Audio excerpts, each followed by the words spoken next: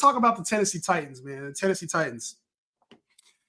At times, this offense looked good against I would say a much improved Bears defense. Like I think kind of understating what they did and giving problems to the Titans would not be fair to the Titans. Like the Bears defense is solid and made them make some mistakes. But oh my Lord, some of the mistakes this team made was just Will Levis, man, just chucking that ball up at the end, giving the game away. Definitely uncalled for. And you also get a punt block return for a TD. So I think this Titans offense had times where it looked good. You got Tony Pollard was running really effectively. We saw some missed throws, missed just timing between Will Levis and Ridley. And there was talk about that during this offseason that they just hadn't found that right connection yet. A lot of expectations from the fantasy community for Calvin Ridley. Some people really expected it. Others expected him to fail him in their opinion once again, obviously. But what do you make of this offense? Because Tyler Boyd is here now, had a couple catches in the game. D-Hop dealing with an MCL tear, not a sprain, an MCL tear. It's been announced to that. And then you got this backfield with Tony Pollard, Tyjae Spears. A lot of people assumed Tyjae Spears would be the guy. Tony Pollard came in, showed a little bit of dominance. Coach speak a little bit this week and said that they want to get Tyjae Spears a little bit more involved. What's your thoughts overall on this offense, man? Is it good? Is it bad?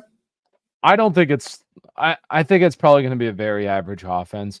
And the problem is just because I think that Will Levis is okay, but he's like very inconsistent. And that's just kind of what he was last year, and that's what he looked like in week 1, where he can have some big time throws, but then he has some massive head scratchers.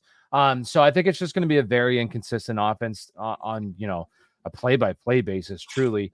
But there was one clear takeaway from this game, and it does look like now it's only one game, but it did look like Tony Pollard was the clear lead back in this offense.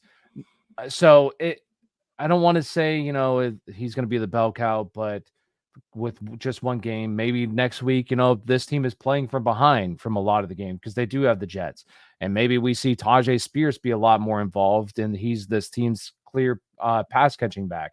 So, but we have to, kind of see what happens next week. But yeah, I think going forward, like how I view this offense is just going to be very inconsistent. Like this upcoming week, like I'm not very high on any of these guys against the New York Jets. I know the New York Jets got really kind of beaten up by the San Francisco 49ers, but that's the San Francisco 49ers. Like this is, this is the Tennessee Titans. So I'm not very high on them this week, but, had it week to week, they play the Packers. I think that could be a good opportunity for like Tony Pollard to have a pretty good game. It should be. I think it's going to be a defensive battle here. The Jets and Titans game. It should be a defensive battle. And you talk about the run game, like we saw what Jordan Mason was able to do against his Jets defense. If this Titans offense is going to go or have any success, or we're going to see Will Levis develop consistency, it's got to be through the run game. Because having Will Levis drop back for 40 pass attempts doesn't look like it's going to work out very well. Obviously, the receiving core, you would have loved to see it be a little bit more efficient, but it just seems like Will Levis is kind of the culprit as well. Like he hasn't developed as, you want to see that second year growth. It's not there yet. Maybe it happens throughout the year, but it's not there quite yet. But if Tony Pollard can be the lead back for this team and they can get a little bit more out of Tyjae Spears, now we're talking about an offense that can at least move the ball and get us some fantasy points. I think Tyjae Spears is due for a bounce back, and the 50-50 comments, I'm not necessarily sure it gets there, but I do think we see more of Tyjae Spears. So if you have him, he's not a player I'd panic on. I wouldn't drop him. I would just keep him on your bench for right now. Keep him on your bench. Start Tony Pollard as your RB2 right now. I feel like good about that. But Tyjae Spears is a player to watch out for in case there's an elevated role. As far as D-Hop goes, this is a player I'm completely teared out. I'm out on D-Hop, and I'm a big D-Hop guy.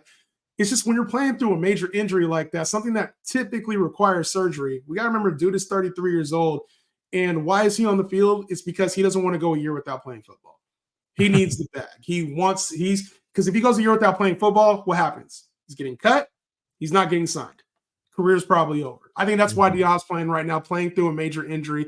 So I would look at Tyler Boyd as a player, like if he's available on your waivers for whatever reason, just keep him stashed on your bench in case this offense gets turned around. But Calvin Ridley will continue to be a wide receiver 3. Will Levis, I don't know, man. I don't know what to think about this guy. Definitely not this man. He's tough. Not this week. This is Not this brutal. week. No.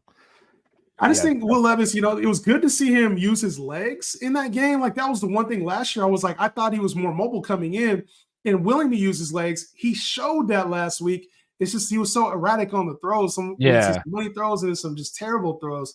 Well, it's I forget what it's called. The NFL Stock Exchange. Do you know who they are? It's like kind of strike. No. They're on YouTube. It's like Connor and they're kind of like PFF. Okay. But they talk about college football and like prospects, and they've always kind of said Will Levis is like Anthony Richardson light. Because like obviously Anthony Richardson's super athletic, but Will Levis is honestly very athletic. Yes. And they're both very erratic passers. Like now, obviously, Will Levis, I don't think any quarterback in the league can do what Anthony Richardson did this past weekend, but like Anthony Richardson also only completed 9 passes for 222 yards. So like, and that's kind of what Will Levis is. Like he's a light version of Anthony Richardson.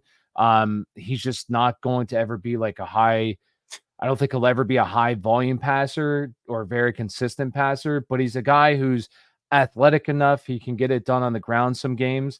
But like this week, I mean, it's just going to be it's a tough matchup where all the like receiving options, passing options in this offense, I would have no interest in starting them this week. Yeah, it's tough. And I think the one thing I would be looking at here is like, for Ridley, it's a tough matchup, but like this schedule for them, right?